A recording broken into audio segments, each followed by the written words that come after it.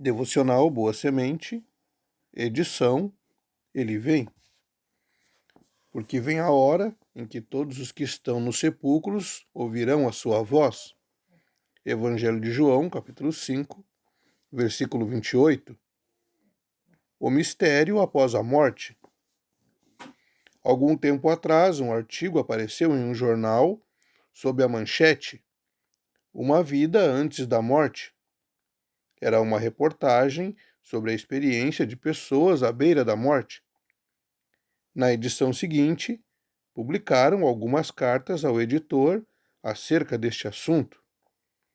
A primeira pessoa escreveu: Para mim, o desejo que permite o surgimento de fantasias de imortalidade é incompreensível.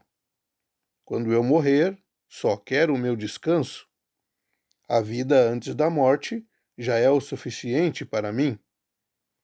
Outro escreveu: Muitas pessoas aparentemente mortas retornaram após um breve momento no além. As opiniões são divididas acerca da informação que uma nova vida se inicia com a morte.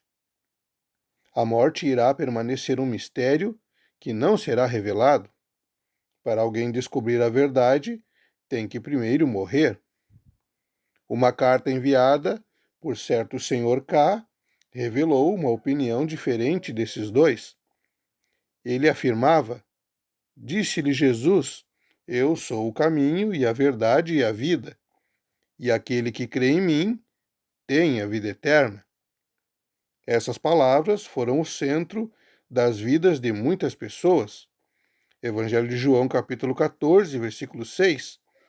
Capítulo 6, versículo 47. O autor da primeira carta tinha a sua opinião formada sobre a morte. A morte era o ponto final. O outro estava menos convencido. Para ele, havia um ponto de interrogação depois da morte.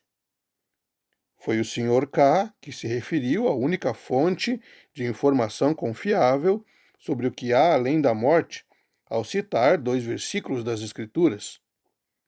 Somente Deus pode nos informar sobre o que virá após a morte. O versículo de hoje da Bíblia mostra que a morte não é o ponto final no fim das nossas vidas. Existe uma vida após a morte.